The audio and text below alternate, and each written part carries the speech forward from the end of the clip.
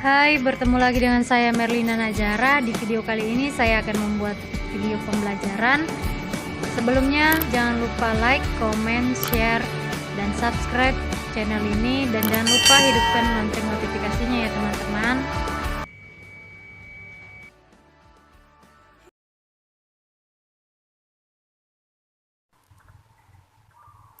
Hai, bertemu lagi dengan saya Merlina Najara. Di video kali ini kita akan membuat video tentang pembelajaran. Nah, materi yang saya bawa di dalam video kali ini yaitu dongeng. Ya, mungkin teman-teman sekalian atau anak-anak sekalian sudah tahu ya apa itu dongeng. Dongeng itu adalah suatu kisah yang diangkat dari pemikiran yang fiktif atau khayalan. Bisa juga dari kisah nyata. Namun kebanyakan dongeng ini berasal dari cerita-cerita khayalan yang penuh imajinasi. Nah, di dalam dongeng kita juga tahu bahwa dongeng itu memiliki pesan moral atau amanat yang ingin disampaikan kepada pembaca atau pendengar. Jadi setiap dongeng yang dibacakan kedua orang tua atau dimanapun kita baca, semuanya itu ada pesan moral yang disampaikan penulis di dalamnya, baik secara lisan maupun tersirat maupun tidak tersirat ya, seperti itu. Adapun jenis-jenis dongeng yaitu yang pertama, fabel. Fabel itu adalah cerita binatang. Terkadang kita mendengar cerita-cerita tentang kancilan buaya, tikus dan harimau, elang dengan ayam, dan lain sebagainya. Itulah yang dimaksud dengan fabel, cerita binatang. Nah, ini adalah contoh dari fabel ya. Kalian bisa lihat sendiri ini contohnya, dan masih banyak lagi contoh-contoh yang lain. Dan yang kedua, yaitu jenisnya ada cerita jenaka. Cerita jenaka itu adalah cerita lucu. Nah, di dalam cerita ini penulis mengemas sebuah cerita itu menjadi cerita yang enak didengar, enak dibaca karena ada humor-humor di dalamnya, dikemas secara lucu. Jadi orang-orang yang membaca atau mendengar tertawa dengan apa yang diceritakan di dalamnya. Contohnya itu Si Kebayan. Ya, Si Kebayan. Dan masih banyak lagi contoh-contoh lainnya, misalnya Lebay Malang dan lain sebagainya. Dan yang ketiga ada legenda. Legenda itu cerita yang berkaitan dengan asal-usul suatu tempat. Suatu tempat ya. Contohnya apa? Contohnya ada Tangkupan Perahu, Roro Mangdut, Danau Toba, dan sebagainya.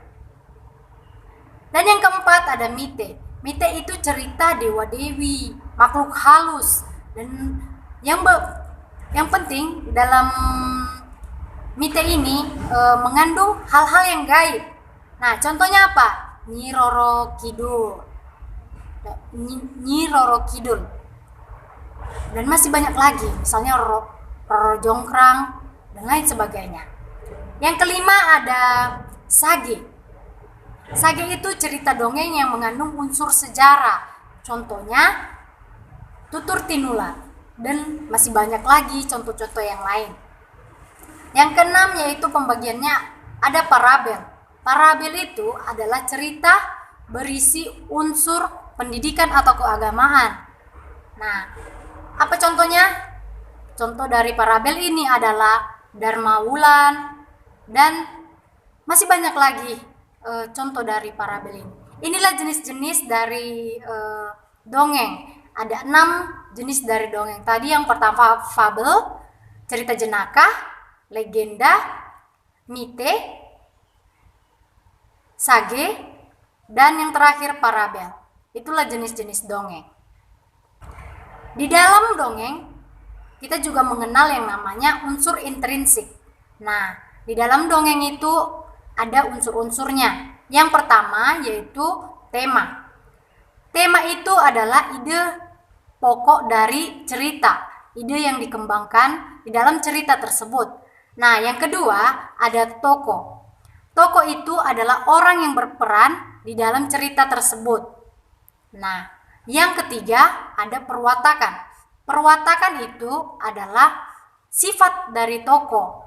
Nah, sifat ini terbagi menjadi 3. Yang pertama adalah antagonis yang bersifat jahat.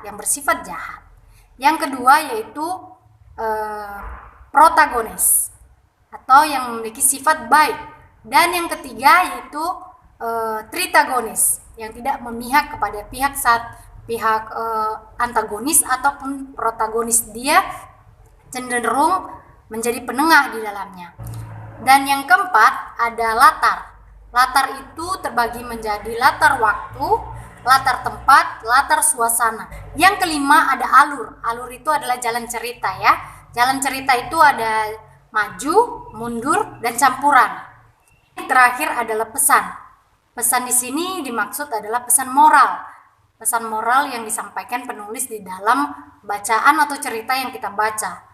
Terkadang pesan moral ini disampaikan baik tersirat maupun tersurat. Maksudnya baik penulis langsung menuliskan di dalam ceritanya itu pesan moralnya, atau kita pesannya itu tersampaikan secara lisan, tidak tertulis. Baik, sekian materi pembelajaran yang dapat saya sampaikan hari ini. Semoga dapat bermanfaat bagi kita semua. Akhir kata saya ucapkan terima kasih telah menyaksikan video saya. Dan tetap semangat, jaga kesehatan, dan jangan lupa bahagia.